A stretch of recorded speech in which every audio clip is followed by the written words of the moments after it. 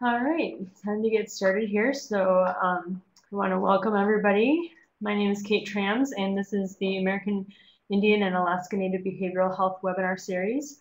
Today we have Ed Parcells joining us to present on Native American cultural sensitivity.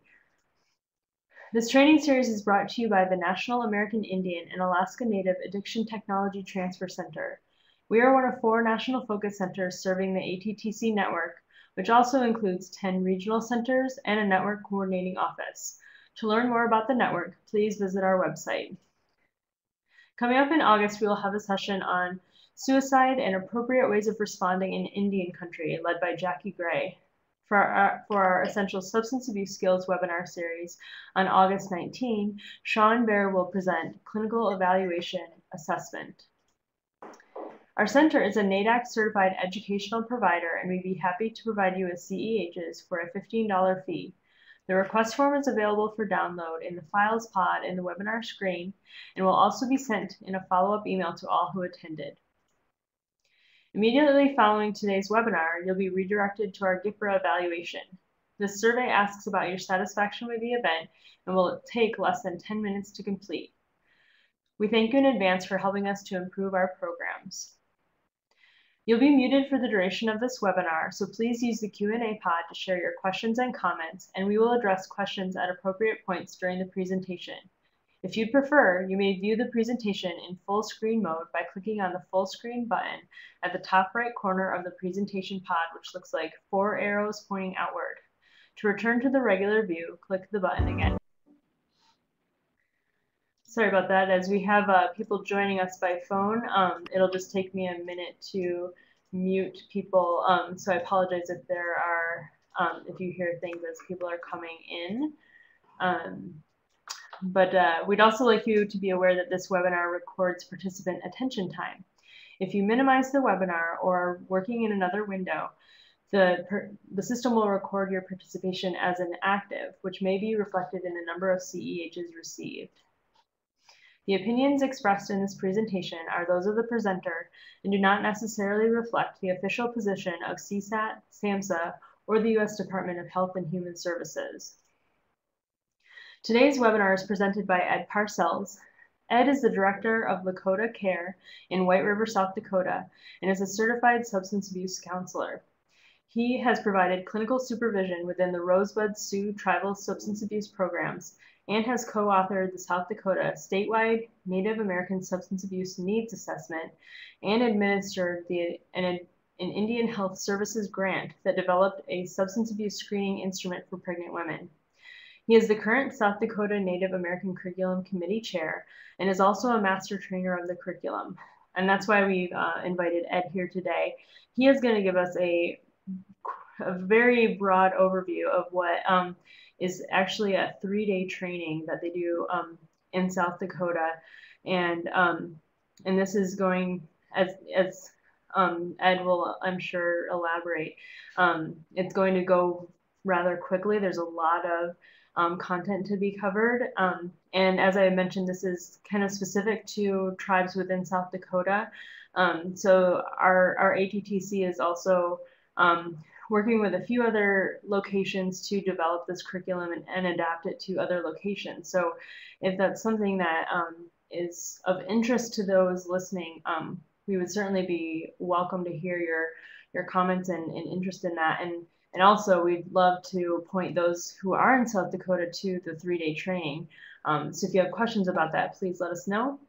And with that, I will pass things over to Ed at this time. Thank you, Kate. I believe we're right.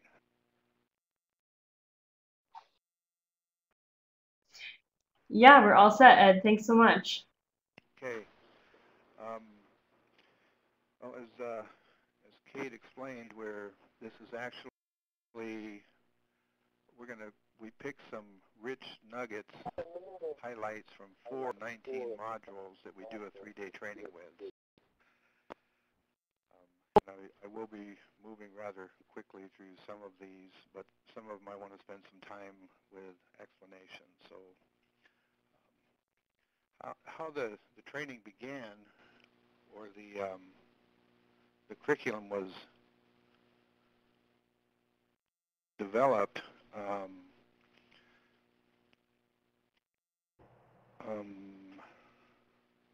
South Dakota, the director of the Division of what's now behavioral health, Gibbs Sedback, back in the day, did a cultural competence survey of substance abuse providers in South Dakota, and the results were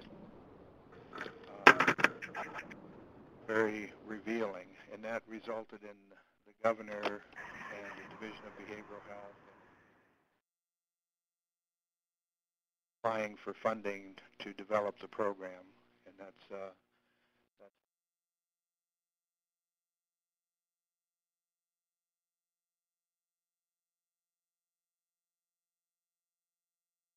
Dr. Dwayne Mackey is the one that compiled all of the information and put the 3-day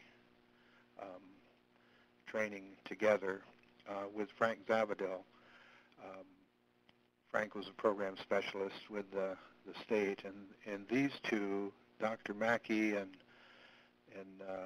Frank,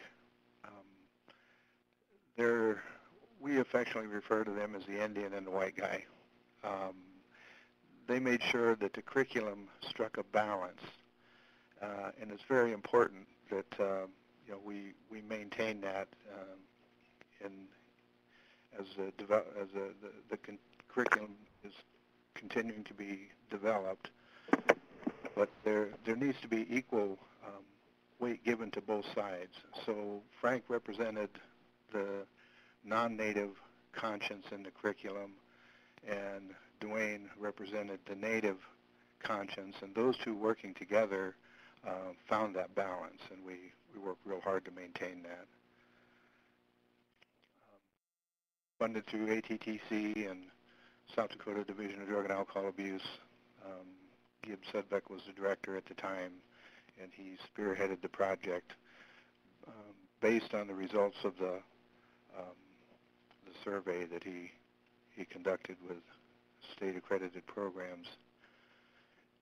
The curriculum consists of, it was 21 modules, and we've reduced it to 19, and it's taught over a 3-day period, primarily targeting non-native professionals in the human service field, but we also have recognized that a lot of native providers also benefit from the curriculum, and they benefit in ways that are different from the non-native, but are just as deeply impacted. So,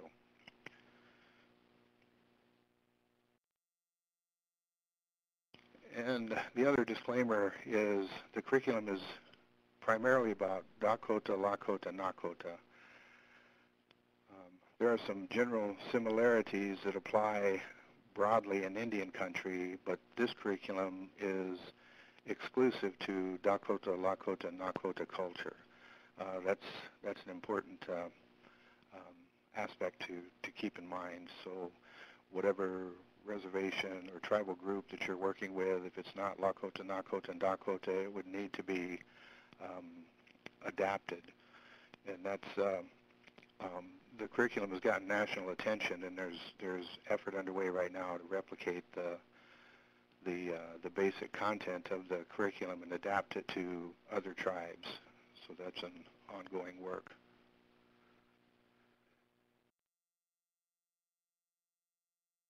Dr. Mackey, he was our fearless leader, and he left us in 2010. Died of natural causes and a serious loss to all of us, but this curriculum is a legacy to his life's work, and we work real hard to maintain the essence of his vision for the curriculum.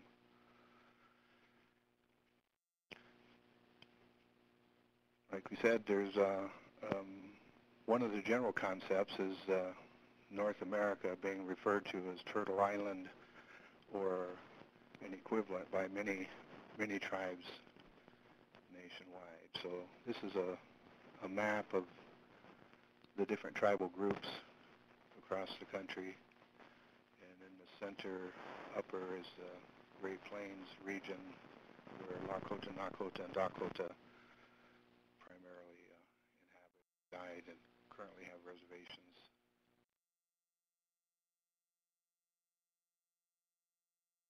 For the one really important aspect of this curriculum is the importance of spirituality. For most native tribes have the Creator at the center, and everything revolves around a relationship with the Creator. So for Lakota, Nakota, Dakota, there's a monotheism that's inherent. There is a Creator and also spirits, a wide variety of helper spirits and also contrary, and ceremonies that symbolize these spirit relationships. There's also the concept of the transition from the spirit world, and then we're here for a brief period of time, then we transition back to the spirit world. For Lakota, Nakota, and Dakota, there's also the inherent goodness in human nature. And a very important concept that we really don't, we're just going to, I'm going to keep referring to it, but the concept of global versus linear thought processes. There used to be a real oversimplified teaching about left brain and right brain. Well, we know that's not true. However, the reason for that model was it identified what we understand now of global versus linear thinking and how people process information. And there does seem to be the characteristic or quality of Native Americans tend to think global as opposed to linear, and many Europeans think linear as opposed to global. And so throughout the curriculum, we strike that contrast and give examples and practical ways of how that can create obstacles or opportunities for progress as well. So that's relationships, that's global thinking. Also with natives, underlying the value system is to bring honor and pride to self and family and the nation. We get quite deep into customs and values in the curriculum. Just a couple of the customs that exemplify global thinking is birthing, naming ceremonies, memorials, and giveaways. These all are deep and rich and spiritual meaning and understanding. Values, we're not going to get too deep into that in this training, but there are, we identify seven values. There are many Lakota Nakota values. There's not 7, 8, 4, or 12. There are many, but we highlight 7 of the most prominent in the curriculum.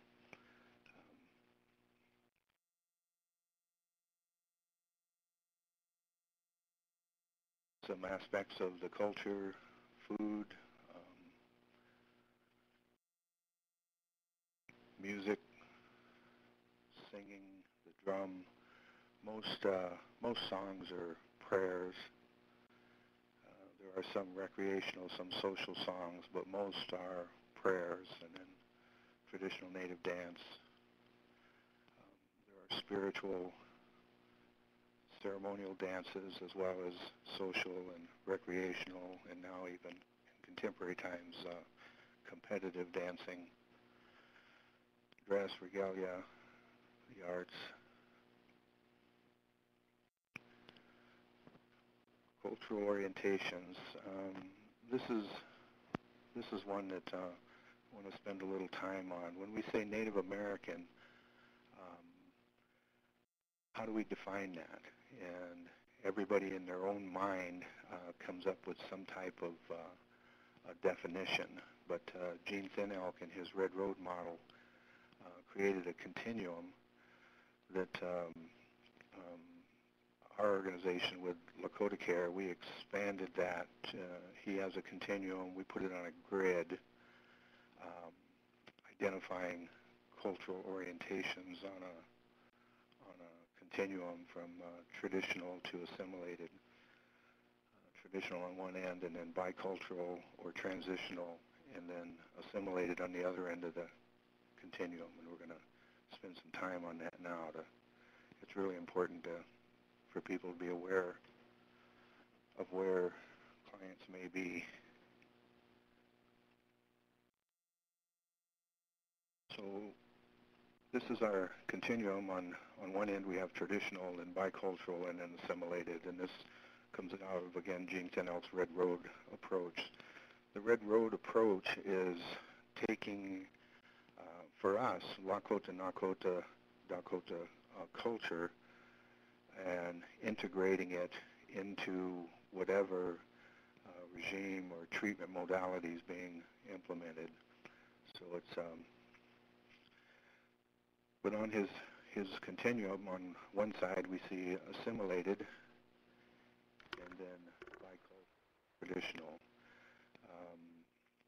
And an example of a traditional, we're going to get into more definition of these later, but just to give you a frame of reference, I had a counselor that worked in a program that I was working in, and he was a traditional oriented person, and then when he seen this continuum, he says, oh, I get it. When I come to work, I have to hang up my traditional hat outside the facility. I put on my bicultural hat, then I work for 8 hours, and then when I leave at the end of the day, then I put on my traditional hat and go about my regular traditional lifestyle. Working in a government-funded agency, he was forced into a bicultural mode of operation while serving as a counselor in the treatment center. More about that later. And then on the other end, we have assimilated, and there's two examples I want to give of assimilated. One was I was working in an agency that had some interaction with the Economic Development Corporation in town, and the leader of the Economic Development Corporation was a very dark-complected, full-blood Native American. And when I would ask and probe about his cultural identity, he would be irritated by it. He usually wore a three-piece suit. He had a military, what we refer to as a high and tight haircut, so very close cut hair, three-piece suit back in the day, and he wore a diamond ring that would project a chandelier on the ceiling if the sun hit it just right. And he drove, I can't remember if it was a Lexus or a BMW, but very healthy, wealthy, and wise. He weighed about 300 pounds, wasn't an ounce of fat on him. He's just a huge guy. And one day he confronted me when I was trying to figure out what kind of Indian he was. I'm just that way. Some people are just more nosy than others. But he said, I happen to be an American Indian. He said, I'm an American first, and I happen to be Indian. Later he told me what tribe he was, but that kind of, he established himself, chasing the American dream and living it. And as a clinician, you know, he wasn't presenting any problems that needed to be addressed. On the other hand, in my practice in that same town, there was a full-blooded Native American lady that came to our program for services, and she was also dark-complected, full-blood Native American. And when I asked her what tribe she was, it was obvious to me she was Native. And she said, "Some people say I'm Native, but," she said, "I don't know." And her story was her parents were moved to a inner large city back in the 50s, and her mother was pregnant with her and gave her up for adoption at birth. And she was adopted shortly after to a non-Indian family, a very, very as good as it gets. To coin an old phrase, Brady Bunch family. I mean, they were upper middle class. They had it all. Very, very spiritual people, and they raised her to believe that her culture wasn't important, that God didn't see color anyway, and she was a gift to that family, and the family was a gift to her, and she was raised with that. But as she matured and started her own family, there was a civil war going on between her ears about who she really was, and it bothered her. And so we began the quest, and to make several long stories real short, we did get her birth records, and we found out what tribe she was. She was full-blood, and she was Native American, Lakota. So, and she asked me a very poignant question that kind of haunted me and spurred me in my own personal development and identity. She said, "Ed," she said, "how Indian can I be?" And if and what she was referring to is she was raised non-Indian, has a family non-Indian, and now she discovered that she was Indian, and she had to explore that culturally, as far as her identity, her self-esteem, spirituality. She's a conservative Christian, so that presented some challenges with her current family and lifestyle. And she said, "How Indian can I be?"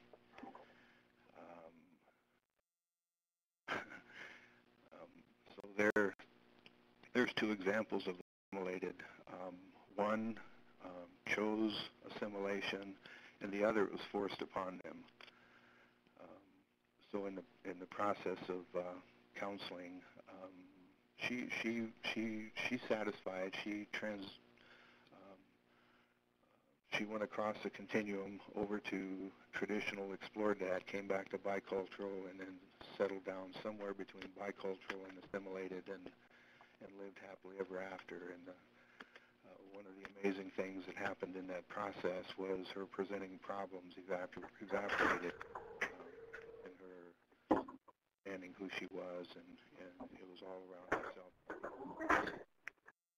Very, very important concepts as far as Native. On the traditional side, there's a highly structured familial system in a global concept, not linear, global, but very highly structured governing system for traditional. And again, it's framed in global thinking, not linear. So there's not a hierarchy. It's more by consensus with the Creator at the center, and then people who demonstrated had supernatural power in relationship to the Creator were given a higher degree of status within the system, but it was still ruled by consensus. Belief in the sacred circle, and then linear thinking would say self-sufficient, but in the concept of traditional and global thinking, it's creator sufficient. Everything revolves around harmony with the Creator, harmony with self, and harmony with the environment. relationship takes precedence over everything. And then back in the day, I refer to BC, before Columbus, free of Western diseases.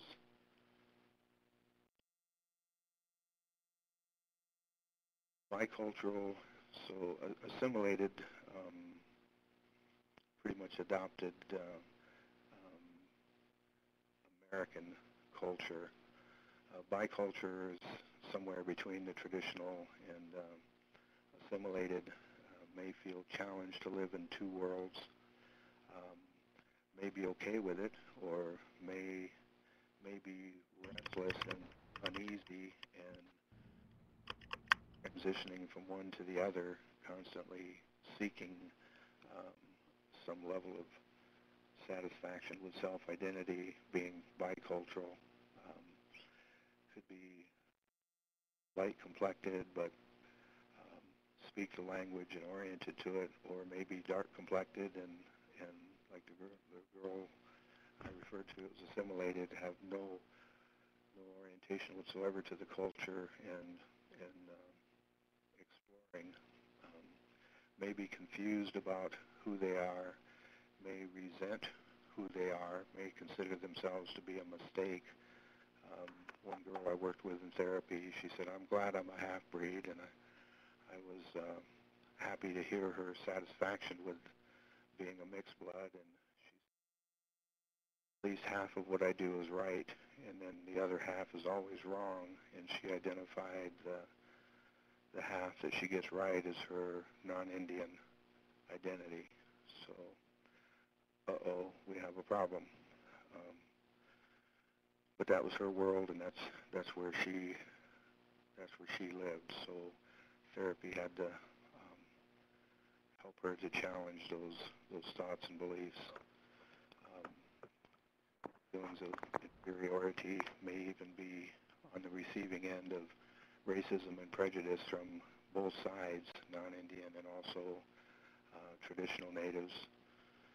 And of course, drugs and alcohol are a very powerful source of relief from all forms of anxiety, including cultural identity issues. Assimilated, the younger the population seemed to be more toward the assimilated side of the continuum, and then the adults more bicultural, and the older generation more traditional oriented. It's just a trend. Assimilated may or may not know anything about their traditional spiritual ways,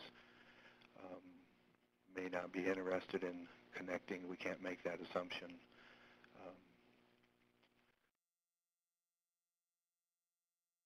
May or may not use drugs or alcohol. On the traditional side, you're probably not going to see any in therapy. You may see some traditional oriented, but no traditional are going to be there because for Lakota, Nakota, and Dakota, they're abstinent. They don't believe in using even socially or recreationally any form of intoxicant.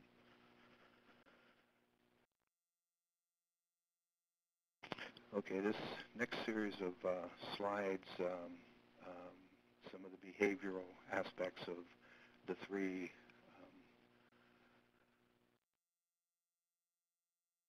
aspects on the continuum: traditional, assimilated, bicultural. So for eye contact, traditional, the traditional Lakota is not going to make strong eye contact with a person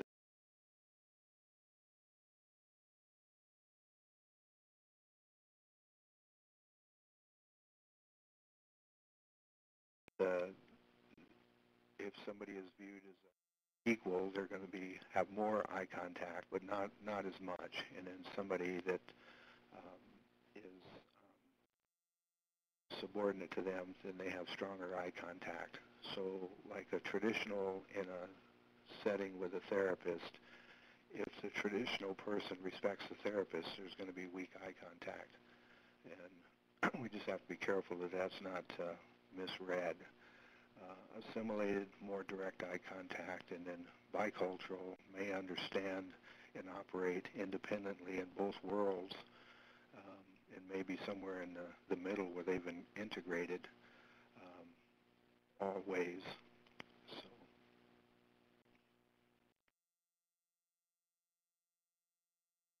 handshakes, there's an unwritten, unspoken moire, again with traditional Lakota, when we shake hands, um, if I'm going to shake hands with a spiritual leader that I respect, I'm going to sense how firm he shakes my hand, and I'm going to reciprocate with less pressure. So, and then traditional, like you have a grandma handshake, they're just going to kind of brush hands with no grasp whatsoever. With assimilated, it's going to be a hearty handshake, a firm handshake, exudes confidence and engagement and that type of thing. A dead fish, weak handshake is maybe a low self-esteem or shifty individual or lack of intelligence or lack of confidence. But we have to be careful. If they're traditional-oriented, that handshake may be a cue to something else. So. And then the bicultural, again, may understand both, may live in one more than the other, or may be in the center integrating the two, or separate, off to the side, oblivious to the two different worlds. Communication style, again, traditional. It's really important with the global versus linear thinking. In a clinical setting, in an interview or a dialogue with a traditional Lakota, if they're a global thinker and you're communicating in linear mode, they have to translate your linear question into a global question, process the information, and then come up with an appropriate response, and then translate it into linear so that you can understand it. And sometimes that can take a little time. Assimilated, it's more say what you mean what you say, and the quicker you are to communicate, get to the point and be concrete with your language. It's just more effective and efficient. Well, that's linear thinking. Traditional is going to be more storytelling and that type of communication. Again, bicultural may operate in one or the other, may have integrated both, or they may be oblivious to both. Communication response time. Back on the other one, it's more reserved also within, for a traditional, they're not going to be very open with a non-Indian. So it's going to be real reserved. This is the communication time. Emotions, among traditional, may be more expressive, but with non-natives, very reserved. It's almost a quality of spiritual maturity to not really be stoic, but more stoic. And what it shows is the person is in control of their emotions. They respond emotionally rather than react emotionally. That's a mature spiritual traditional position.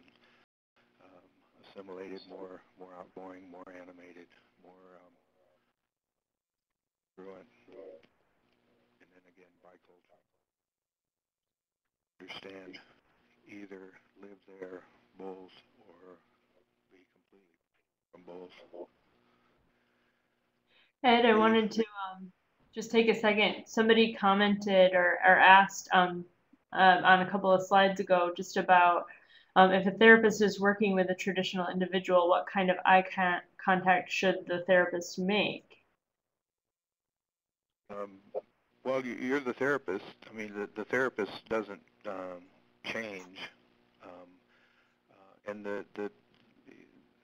if it is a traditional person, then they're showing you respect.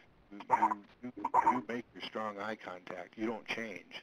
The whole purpose of this isn't to cause you to operate as a traditional in their world. You know, that's going to get you into trouble. But it's just for you to be aware in interacting with them. If they don't give strong eye contact, is this person lacking confidence? Are they dishonest? Or is it because of a traditional orientation? So each of these, that's kind of the same principles at work. We don't need to change who we are in interacting with them as they are. It's just for us to be aware of how they're behaving and responding. Is it because of a traditional orientation? Okay, anger again, suppressed and more stoic, assimilated, more outwardly expressed. Same with affection, traditional, more private, modest, and assimilated, more open. Native humor is huge within the culture. Traditional natives are going to be very, very using humor at a high degree. Assimilated, more European style when appropriate.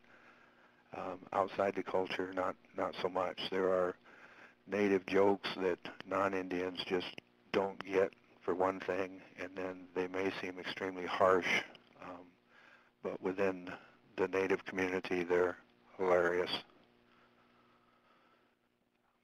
There are two aspects of this that cause the most stress between the cultures. One is materialism.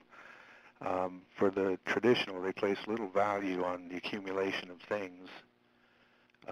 Things are to be used, and for assimilated, things are used as status. These two are polar opposites, and you know the point of this is to be understanding of the two different worlds. The other is time. Global thinking is more event-oriented, so we start when everybody gets there, all the important people are there, and the spirit says it's time to start. Assimilated European are more clock-oriented. We said 12 o'clock, then at 12:01 we're actually late.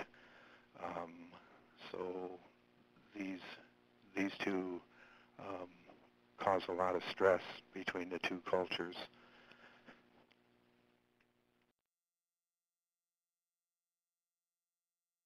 In time with traditional moving of the sun, the seasons, that type of thing. There's actually a tribe down in Oklahoma. Their federally recognized name is the absentee tribe. They were named the absentee tribe because when it came time to get their name, they were late again, missed a meeting. So the agent named them the absentee Shawnee tribe. Indian time versus government time.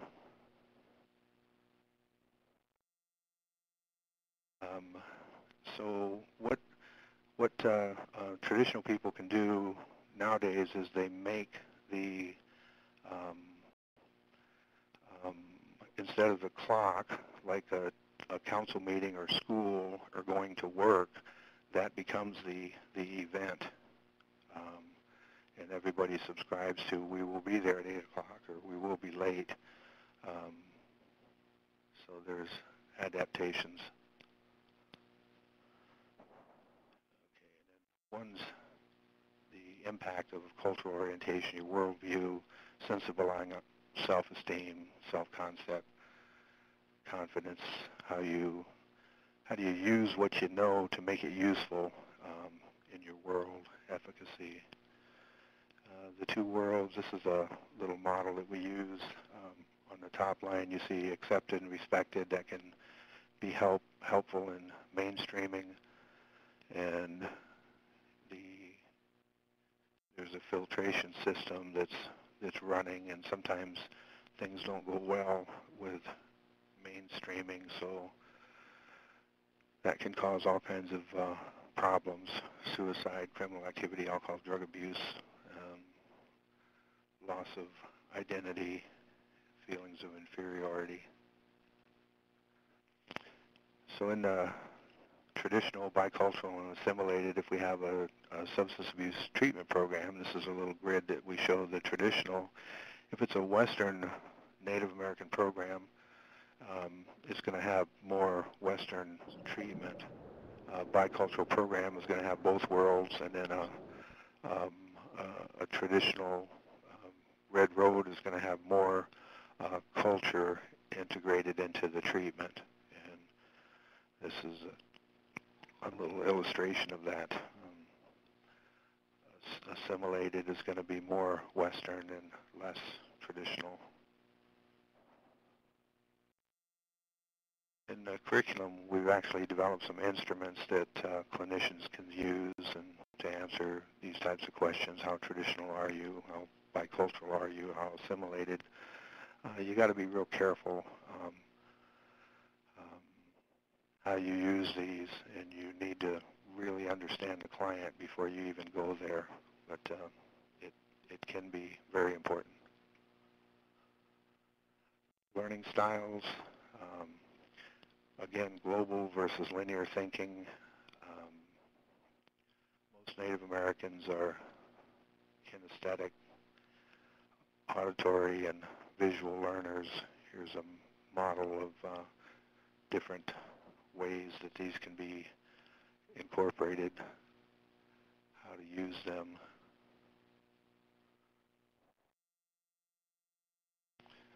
Winter counts, an example of winter count is actually a history book. So a picture is worth 1,000 words. Each of these, a pictorial, an image written on a hide will be a highlight of that year for the tribe. So that image, there are stories and legends that teach all kinds of things and represent an aspect of the tribe's history that year, and they're captured on a hide. It's called a winter count. We use those in treatment too. Clients make their own winter counts of their own life, and then we use them therapeutically rather than doing an autobiography, so it's more verbal work, beadwork, ledger art.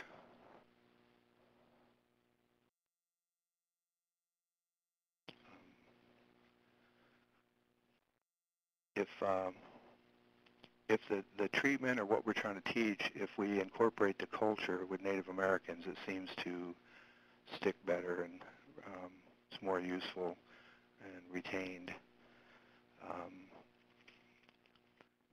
Many clients don't know or have never learned the language, and some wish they did, and sometimes all they need is permission to do that, and that can be very helpful. Programs could have a Native American resource library. Strongly recommend having a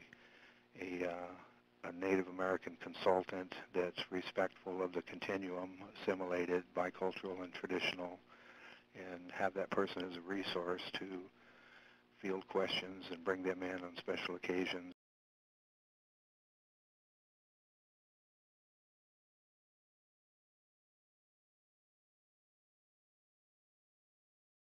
Tribes, they can steer you in the direction of who's legitimate and helpful. There's all kinds of scary things going on out there, but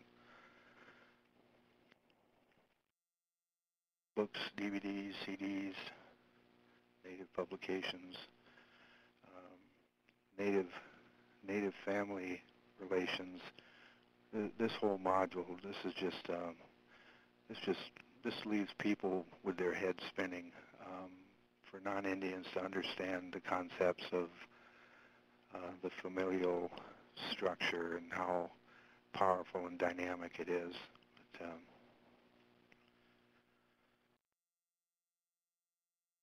here at the center would be the nuclear family as Western concept. So we have a mother and a father and children, and then the extended family with other relatives, and then the band, multiple families, and then within a tribe there can be clans or societies, warrior societies, all types of helpers in society, and then villages, camps, and then Oyate, the nation. With the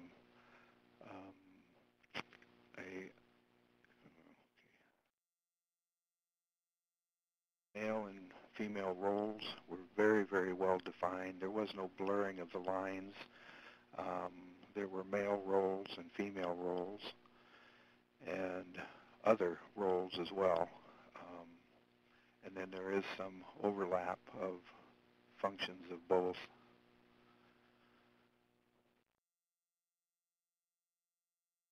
In the as the American government tried to eradicate the Indian way of life, tried to convert him from a warrior to a farmer, very unsuccessful. It didn't work. And then his role from a provider to a recipient of government handouts. And this is multi-generational. It's caused a lot of problems.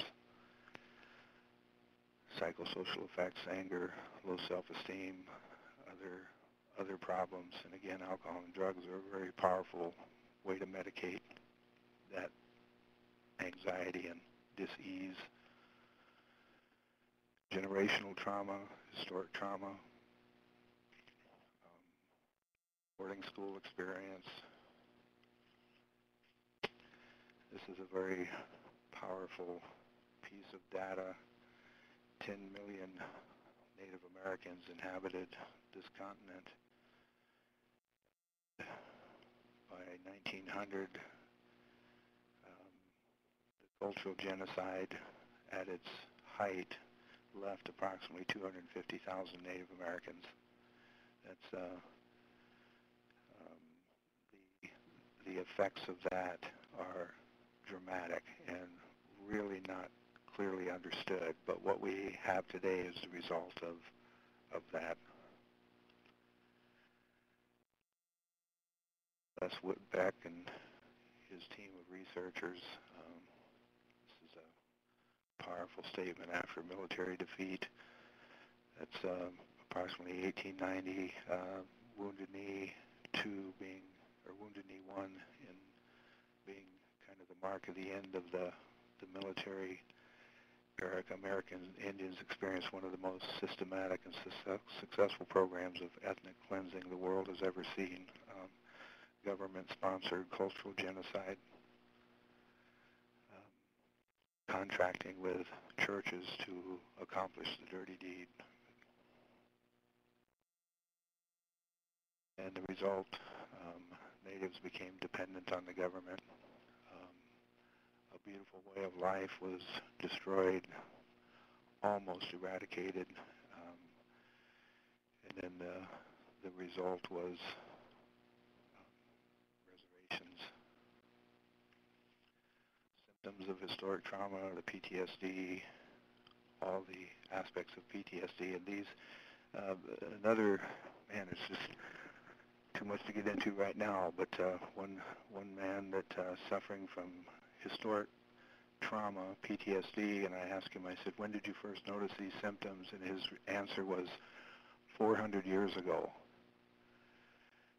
And what he was referring to was as he understood history, the history itself traumatized him.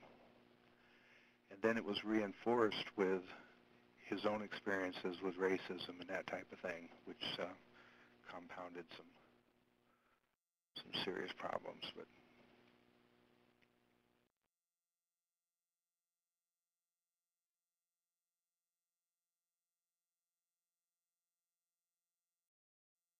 daily reminders, res living, loss of the language,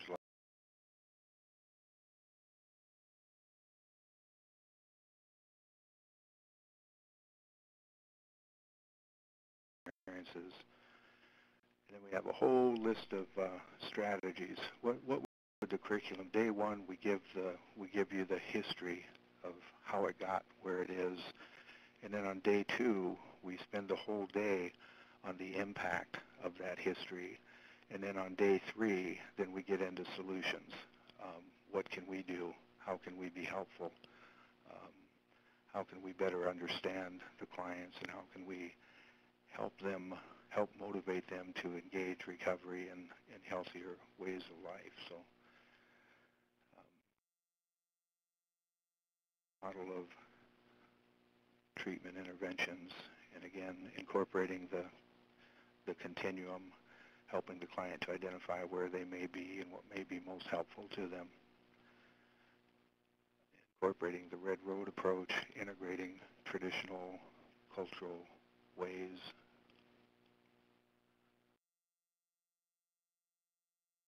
This shows that the traditional and then Western, and integrating the two or using one or the other, whatever may be appropriate.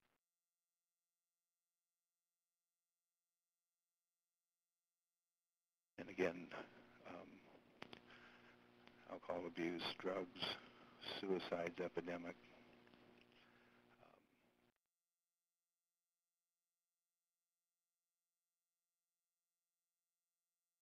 Rapport, motivational interviewing is a very powerful means of addressing problems. TB polls, each of these polls are aspects of what we use in motivational interviewing to help engage the client and help them to engage recovery. Again, integrating the culture in varying degrees, letting the client take the lead, and pretty much giving them permission to be as Indian as they feel they need to be. These are some of the instruments that Dr. Mackey developed with a graduate class, and we incorporated them into the curriculum as well. He was real big on genograms. It can be a very powerful way of showing a person what historically their life, where they are, and also show where they headed. And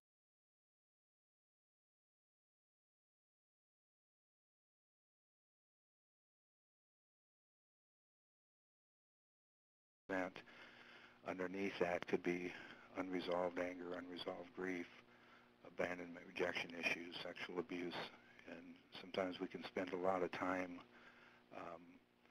focusing on the leaves and never get to the root of the problems.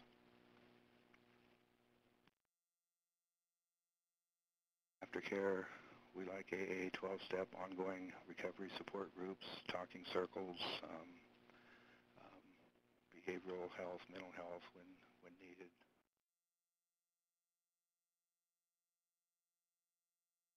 Developed an equine facilitated psychotherapy program integrating 7 Lakota values, and one of the that we use with Lakota Care.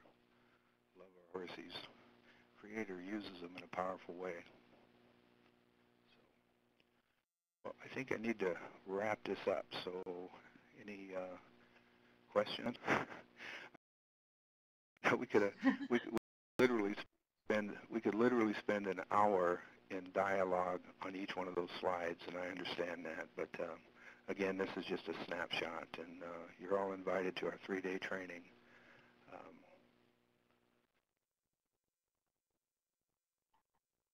Thanks so much, Ed, and yeah, thank you for doing such a great job of getting through a lot of content so quickly. And we have had a few more comments and some interesting conversation going throughout. So I'd encourage, if people haven't been paying attention to the Q&A pod, please do so. There's a couple questions which if you've got time, I'd love to address these, Ed. The first is from Colleen. Does the permission for learning a native language, or if you're for a person who is native to go back and learn their native language, does that permission need to come from an elder? Each tribe has its own protocol. For Lakota, Nakota, Dakota, absolutely not. If you have a desire, there are people willing to teach the language. There are tapes and curriculum that teach the language. Community colleges teach the language. But I know some tribes are very closed, and they're very, there is a protocol. And the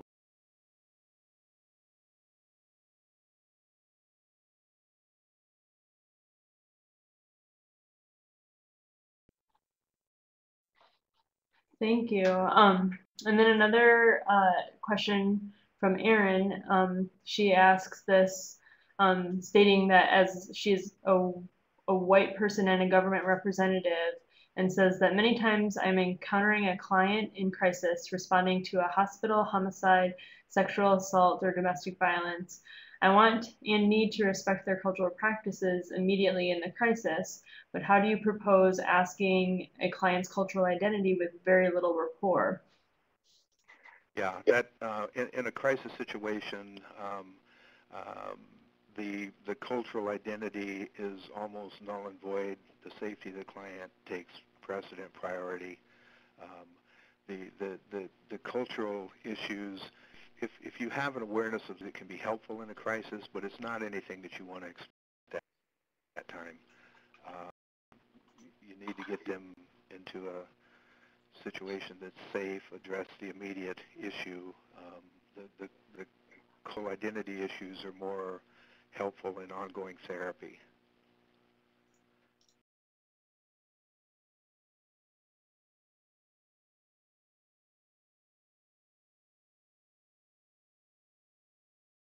Will be sent to everyone in a follow-up email, as well as a request for CEUs and the link to the survey in case you miss it today.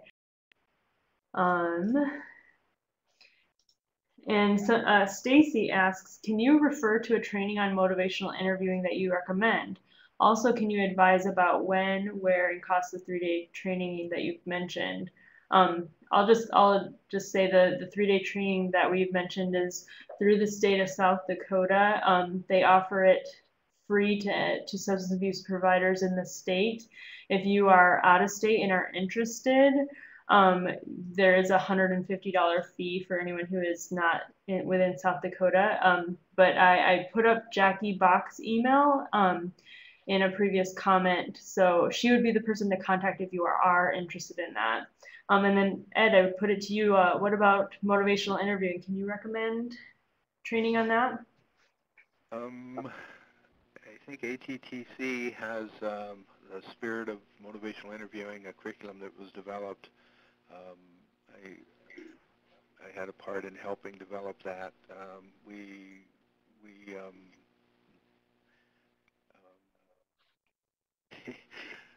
I've actually, we use another version of motivational interviewing that integrates the culture and spirituality, Christianity, in our practice, but that's just that we use, but I'm going to have to do something regarding that.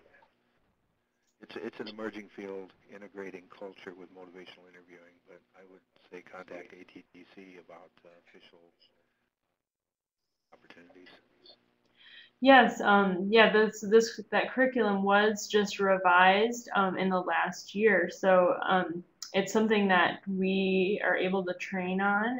If people want that brought to their area, let us know, and we would love to set up a training. I think that's all we have time for today.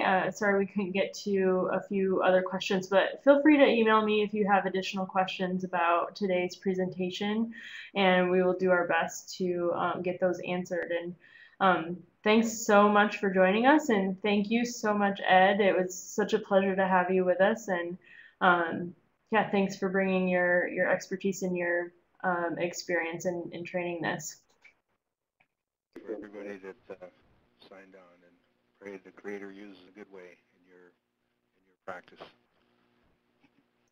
Wonderful. Thanks so much. And we'll close out here, and you should be redirected to our survey. And if not,